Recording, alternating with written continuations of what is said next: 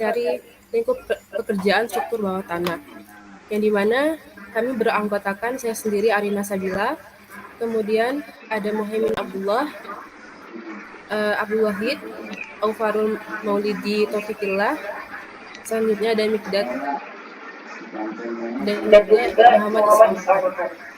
Oke, langsung saja pada pemateri pertama.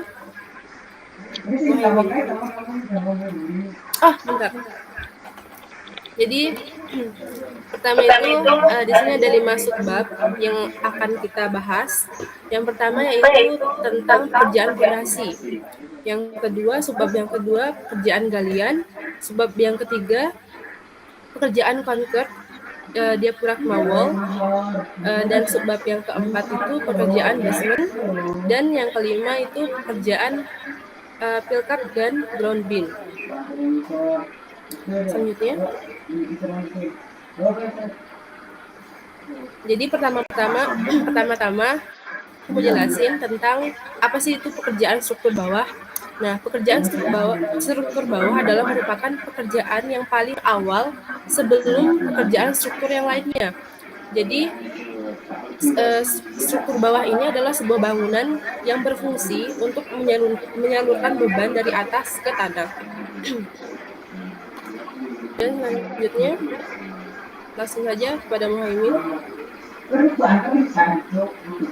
Baik, di sini saya akan menyampaikan poin pertama, pekerjaan fondasi.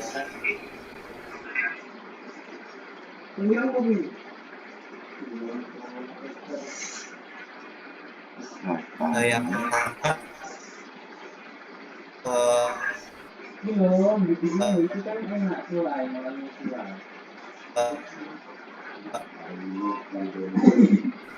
perancang dan fondasi board file. Selanjutnya, nah yang kedua ini fondasi tiang secara perpindahan tanah ya. Jadi ada 3, large displacement file, terus ada small displacement field, dan yang ketiga adalah non displacement field. Nah, yang pertama large displacement field itu adalah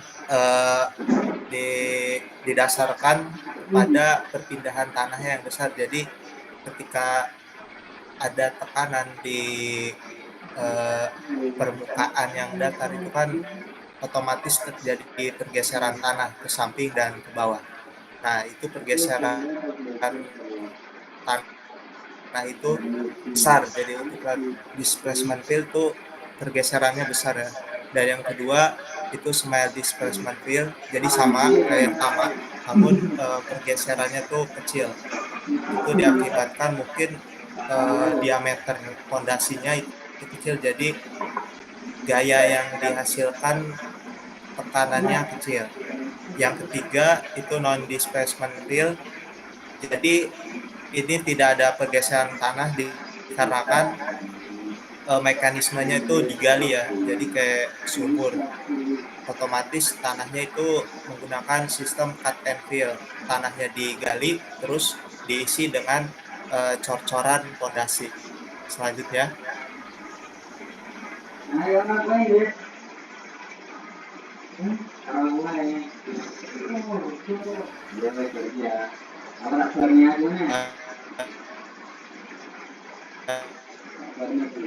selanjutnya itu penjelasan. Yang pertama adalah tiang pancang.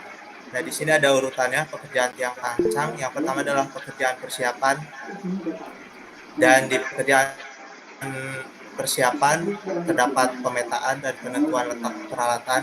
Jadi peralatannya ditentukan sesuai dengan penentuan titik-titik tiang sesuai gambar kerja tentunya, desain masing-masing.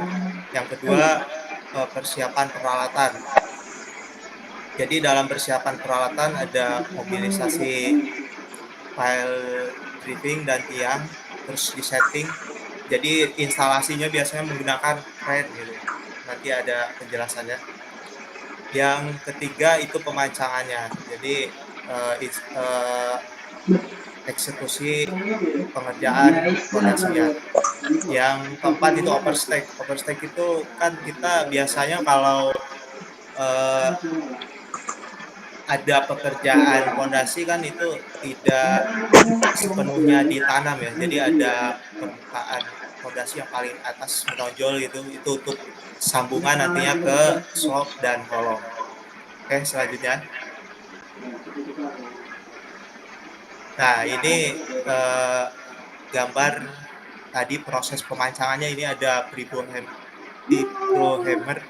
Jadi vibrohammer ini menggunakan gaya getar. Biasanya ini teknisnya digunakan di permukaan rawa-rawa dan tanah yang berair ya. Jadi contohnya itu kan biasanya ini instalasi jembatan atau apa itu menggunakan alat getar. Jadi ada kren, terus di kerennya itu ada alat vibrohammer ya, seperti itu. Selanjutnya, nah yang selanjutnya adalah hydraulic hammer. Jadi hydraulic hammer itu biasanya dikerjakan di tanah yang lumayan padat ya, tapi kondisi tanahnya itu kurang standar lah gitu. Jadi mekanisme itu ditimpa ya, kayak palu gitu. Sama seperti tadi itu ada kren khusus untuk hydraulic hammernya. Selanjutnya, nah ini sambungan yang tancap apabila terjadi di luar perkiraan ya, kedalaman untuk menentukan titik temu tanah padatnya itu dilakukan sambungan. Jadi untuk sambungan itu menggunakan tadi ya hydraulic hammer, jadi ditekan, tidak bisa menggunakan vibrohammer getar karena ini posisinya sambungan, jadi langsung disambung itu ditekan dari ujung atas fondasinya. Selanjutnya,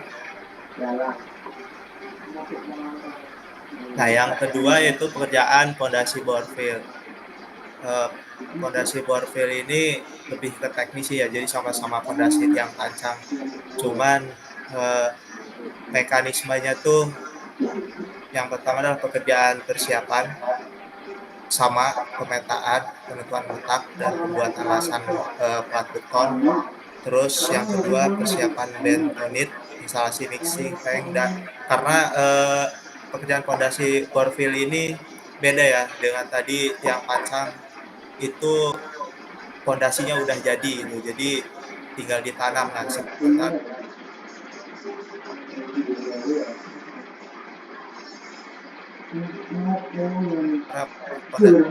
Fondasi ya. Nah, jadi ada Astaga.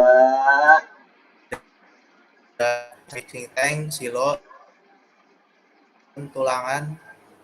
Jadi setelah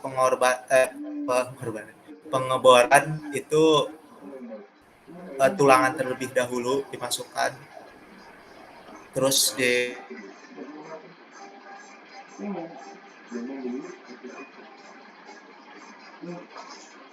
lanjut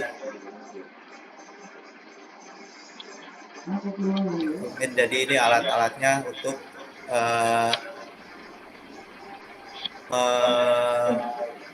memproses si bahan beton tadi. Selanjutnya, nah ini diagram sistemnya. Jadi ada tuh bentonite powder sama air, terus di mixing tadi dalam sebuah tank, terus disalurkan ke silo kayak pipa besi itu. Nah terus langsung ke bor filenya, terus the starting tank atau tadi galian si ini apa fondasinya. Selanjutnya, nah ini pekerjaan bor filenya, gambarannya ini seperti ini kan, digali terus dimasukkan rangkanya lalu diisi oleh cor-coran. Selanjutnya, Nah, ini galian overstack pondasi ya. Jadi itu bagian atas pondasinya itu dibobok gitu kan.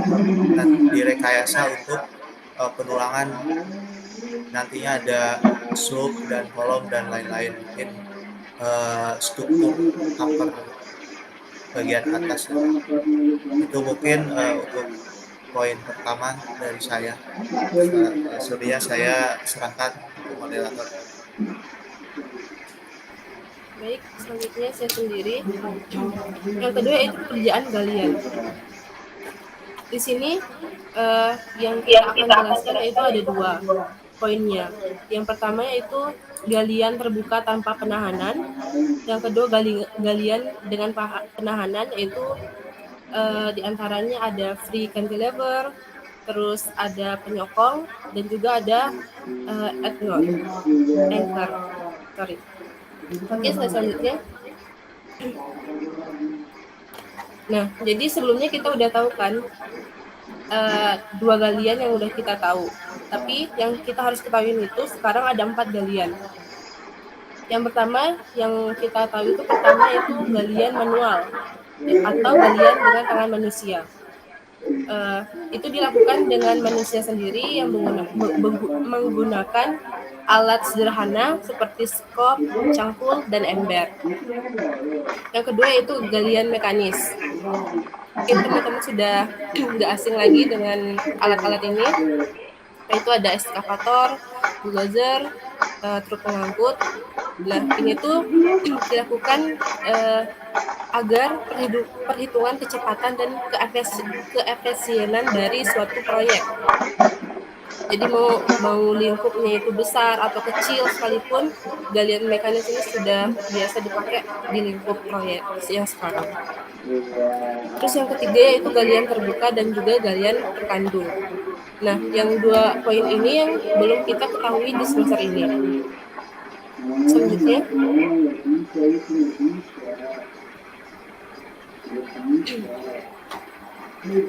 Selanjutnya, akan dijelaskan oleh Rehan. Baik, selanjutnya ada pada metode ini tanah langsung digali tanpa adanya perkuatan, sehingga diperlukan luasan yang besar serta diperlukan adanya slope atau kemiringan yang sangat dipengaruhi oleh stabilitas struktur tanah. Selanjutnya, untuk melindungi slope atau lereng galian tanah dari kelongsoran pada saat terjadi hujan, biasanya digunakan shotcrete, cairan beton yang disemprotkan atau ditutup dengan bahan plastik atau terpal. Selain galian untuk basement, metode ini juga dapat digunakan pada penggalian GWT, ground water tank. Lanjut.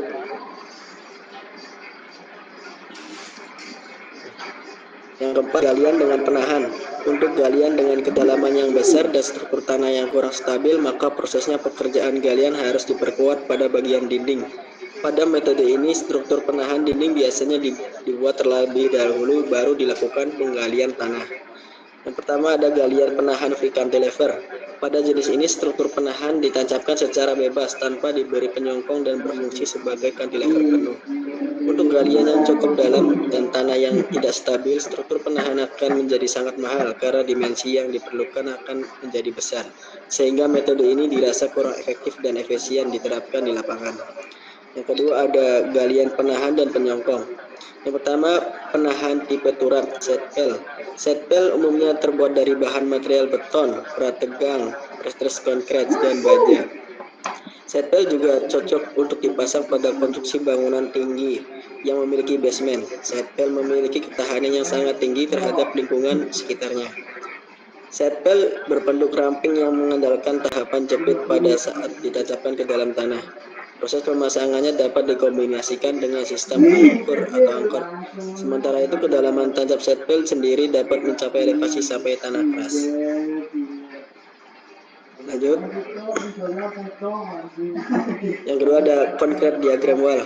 Concrete diagram wall yaitu sebuah dinding beton yang proses pembuatannya dilakukan di dalam tanah. Sistem ini memiliki 3 fungsi sekaligus, yaitu sebagai dinding penahan tanah galian basement, sebagai cut-off dewatering, sebagai dinding penahan basement permanen. Sehingga dengan 3 fungsi sekaligus dalam satu kali pelaksanaan dirasa metode ini akan menjadi efektif dari segi waktu dan biaya. Yang ketiga ada galian penahan dengan angker. Tahapan penahan dengan angker. Yang pertama ada coring, concrete pile. Yang kedua ada drilling, pengeboran. Sistem pengeboran menggunakan rotary precision pad drilling. Pembilasan udara harus terus dijalankan untuk membuang lumpur dan kotoran lain dari lubang yang telah dibor. Yang ketiga ada fabrikasi. Perakitan tendon yang terdiri dari PC strand, space disc, cantilever, grass, pipa HDPE, plastik shell. Yang keempat ada instalasi dan grounding, yaitu pemasangan tendon yang telah difabrikasi dan pipa untuk grounding ke lubang yang telah dibor dengan standar dikerucut viskositas grounding 20-30 titik. Yang terakhir ada stressing. Syarat yang diperlukan agar proses stressing dapat dilakukan apabila mutu grounding telah mencapai 28 MPa dengan mengacu pada persyaratan stressing umumnya yang meliputi kunci 110% kali beban kerja siklus 1 siklus dan batas bawah X 90% kali desain perpanjang elastis. Selanjutnya ada Abdul Wahid.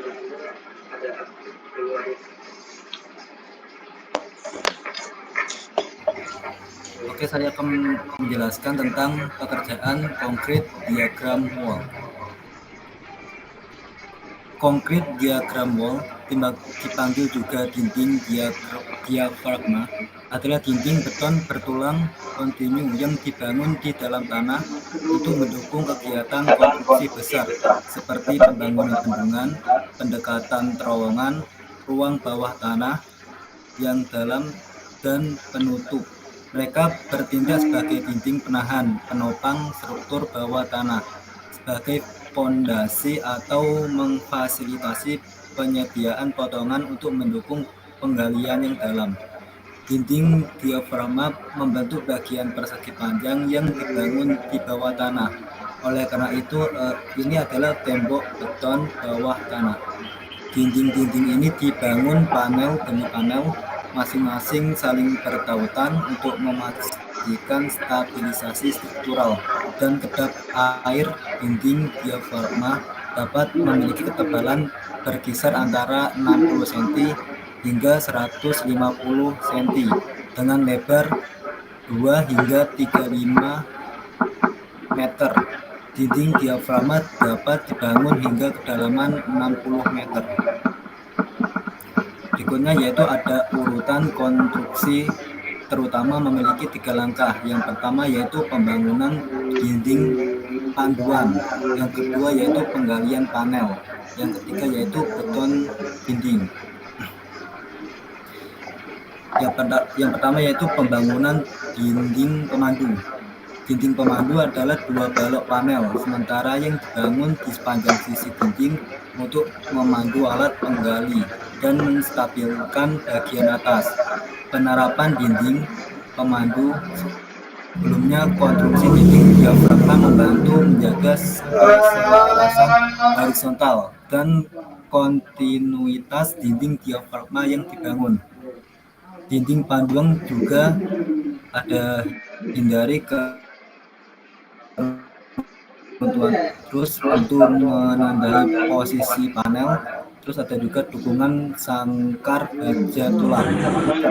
Lumpur tanah sangat bervariasi. Hal ini diperlukan sementara dukungan seperti dinding panduan. Dimensi dinding pemandu yang dibangun berubah sesuai jenis permukaan tanah. Jika permukaan air di area tersebut terlalu tinggi, dinding pemandu dibuat setinggi di atas permukaan tanah untuk memandu konstruksi. Yang kedua yaitu penggalian panel. Tahap ini mencakup pemindahan dan stabilisasi tanah.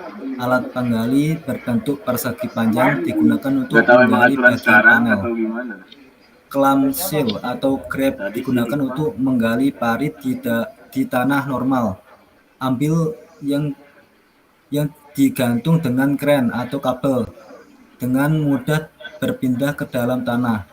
Jika ada halangan yang ditemui, hal ini dipatahkan dengan menggunakan palu gravitasi dan dikeluarkan dengan cara digenggam. Prosedur di atas harus dilakukan dengan dukungan menggali yang memadai. Jika tidak, sisi parit yang digali dapat runtuh. Untuk melindungi bagian samping, digunakan bubut bentonit. Bubut membantu menghasilkan tekanan lateral yang cukup untuk menahan tanah vertikal. Yang ketiga yaitu ada beton dinding. Nah, tahap ini melibatkan beton dari panel yang digali. Awalnya sangkar penguat dimasukkan ke dalam parit jika kedalaman diafragma. Jika dindingnya lebih besar, 2 atau lebih sangkar penguat baja harus dimasukkan untuk menutupi kedalaman, dan sangkar-sangkar ini disusun secara melingkar. Setelah tulangan dipasang, beton dituangkan ke dalam parit dengan bantuan pipa tremi. Penggunaan pipa tremi membantu menghindari segresi beton. Beton yang dituangkan menggantikan tanah liat bentonit di parit. Kepadatan bentonit lebih rendah dibandingkan beton sehingga diganti selama beton. Tanah liat bentonit yang dipindahkan, dikumpulkan, dan digunakan kembali. Berikutnya ada sambungan dinding diafragma, terutama 2 jenis. Desain sambungan digunakan pada dinding diafragma. Caranya adalah menggunakan 2 cara, yaitu yang pertama adalah hentikan pipa akhir, 2 yaitu pipa sekali pakai. Yang pertama yaitu hentikan pipa akhir. Pada metode ini, 2 buah pipa baja dimasukkan ke dalam parit sebelum dibeton, sehingga setelah dibeton diperoleh panel bagian ujung berbentuk setengah lingkaran. Panel ini yang dibentuk dengan ujung cekung membentuk panel utama. Alternatifnya, bagian perantaranya dibentuk di mana sekunder panel dibangun. Setelah panel utama dibangun, panel sekunder dijalankan. Yang kedua yaitu pipa PVC sekali pakai. Dalam metode ini, 2 pipa disusun di ujung sangkar tulangan baja panel. Beton dilakukan untuk panel utama yang meninggalkan pipa dengan bubur. Selama beton panel sekunder menggunakan alat khusus, pemindahannya terputus seperti yang ditunjukkan pada gambar di samping. Sekitar lekukan dibuat pada panel primer sekunder dengan panel sekunder. Saat membeton panel sekunder, lengkungan juga diisi sehingga membuat sambungan dengan panel utama. Berikutnya ada keuntungan konstruksi dinding diafragma. Yang pertama yaitu proses konstruksi mempunyai sedikit atau tidak ada getaran. Karena dinding diafragma dibangun dengan beton dalam jumlah besar, getaran konstruksi diminimalkan. 2 yaitu dapat menangani beban yang sangat tinggi. Terus yang ketiga yaitu dapat dibangun pada bagian jenis tanah dan batuan. Berikutnya ada kekurangan konstruksi dinding diafragma. Yang pertama yaitu mahal. Dinding diafragma membutuhkan elemen pracetak yang berat dan rumit, sehingga membuatnya mahal. Kebutuhan akan peralatan penggalian dan pemotongan membuat konstruksi dinding diafragma relatif mahal dibandingkan dengan jenis sistem pendukung penggali lainnya. Yang kedua yaitu tidak ekonomis untuk basement kecil dan dangkal. Karena biaya pemasangannya, dinding diafragma bukanlah pilihan ekonomis untuk ruang bawah tanah kecil dan dangkal. Yang ketiga yaitu pilihan yang sangat terbatas dalam hal desain, karena beratnya struktur dan peralatan yang dibutuhkan. Diafragma memiliki keterbatasan dalam aspek desainnya. Mungkin bisa dilanjutkan berikutnya.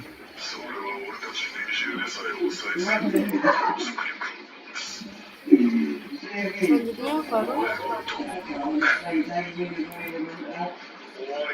Oke, selanjutnya kita masuk ke pekerjaan struktur basement.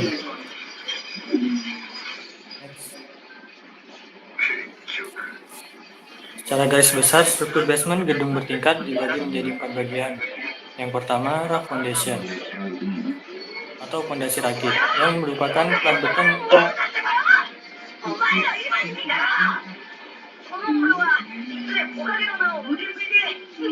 rakit basement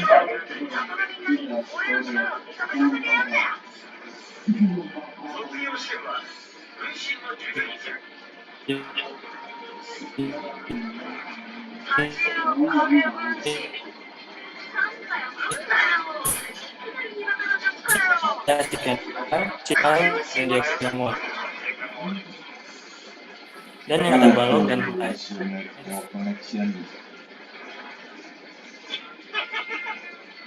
Oke, proses erat kaitannya dengan metode pada umumnya yaitu ada eskavator, dan truk, bulldozer, dan gap type equipment.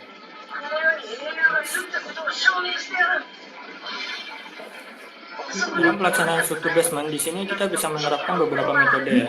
Jadi yang pertama tuh ada metode yang namanya bottom up. Metode bottom up atau metode pembangunan gedung yang dimulai dari bawah hingga ke atas bisa diterapkan juga pada pembuatan basement dengan menggali tanah terlebih dahulu hingga mencapai elevasi yang direncanakan. Setelah itu lakukan pekerjaan fondasi, pekerjaan kolom, dan pekerjaan plat hingga ke lantai atas. Metode konstruksi bottom up struktur basement dilaksanakan setelah seluruh pekerjaan galian selesai mencapai elevasi rencana. Nah, foundation dicor dengan metode papan catur. Kemudian basement diselesaikan dari bawah ke atas dengan menggunakan scaffolding. Sedangkan kolom, balok, dan slab dicor di tempat.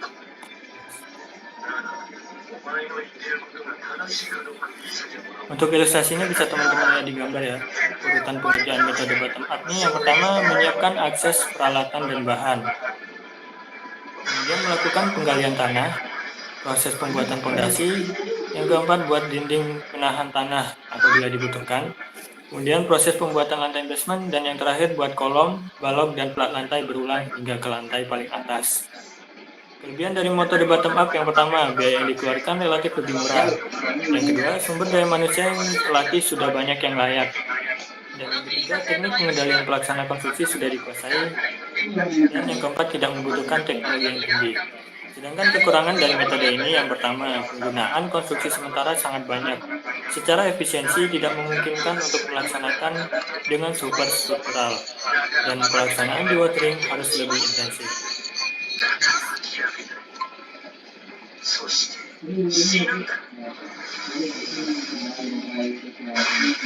Dalam metode bottom up tadi kita bisa menggunakan beberapa teknik-teknik khusus. Yang pertama teknik namanya cut off. Apa sih cut off itu? Jadi cut off itu merupakan metode yang tahap awalnya melakukan penggalian seluruh tanah secara langsung hingga ke elevasi perencanaan basement yang paling bawah. Tapi dengan penggunaan teknik cut off ini, tanah di sekitar galian akan cenderung melakukan dorongan aktif dan memicu terjatuhnya tanah sekitar menuju area yang sudah digali. Oleh sebab itu, tanah di sekitar area penggalian perlu ditahan dan diberi ground anchor dalam penggunaan metode ini. Tanah di sekitar area penggalian tidak runtuh. Selain itu juga, penggunaan metode ini perlu memperhatikan lingkungan di sekitar proyek. Jadi, banyak yang perlu dipertimbangkan, diantaranya ada beberapa gedung yang sudah terbangun di sekitarnya. Karena disarankan apabila di sekitar area proyek terdapat banyak gedung, akan sangat mengganggu bagi keberadaan gedung-gedung tersebut. Gangguan yang terjadi berupa runtuhnya bagian struktural dari gedung-gedung tersebut, turunnya tanah atau fondasi dari gedung-gedung tersebut.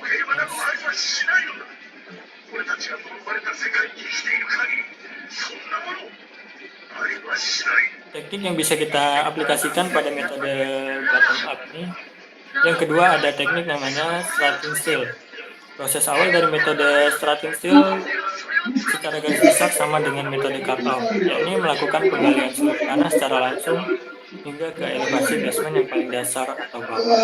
Sedangkan yang membedakan metode ini dengan metode cut off adalah metode pencegahan runtuhnya tanah sekitar. Pada metode strutting ini, pencegahan yang dilakukan adalah dengan memberikan tahanan struktural berupa rangka baja dari satu sisi tanah menuju ke sisi tanah yang lain. Sehingga apabila dilihat dari atas, rangka baja yang dipasang kurang lebih akan terlihat seperti jaring atau net. Next.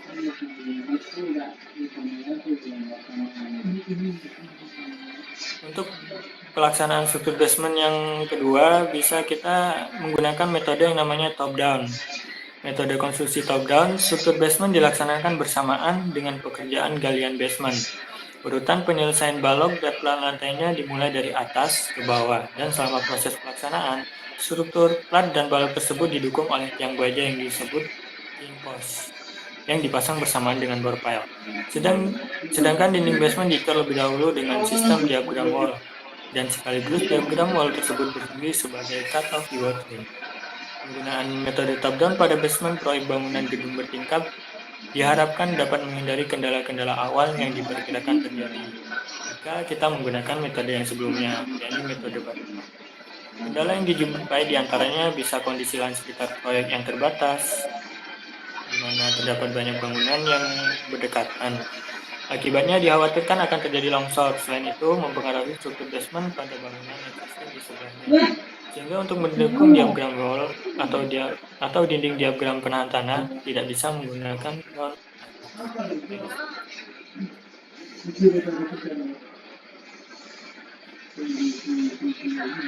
Untuk ilustrasi metode top down bisa teman-teman lihat ya di gambar. Urutan pelaksanaannya atau pengerjaannya yang pertama pasang dinding diafragma, kemudian pasang fondasi beserta king post.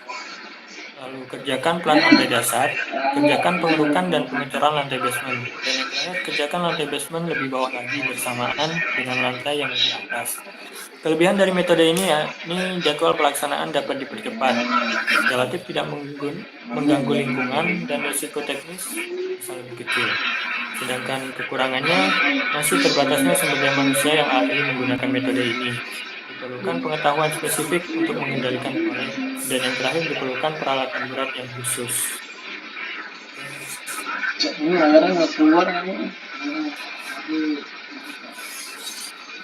Di sini ada sedikit beberapa perbandingan antara pelaksanaan metode bottom up dan metode top down.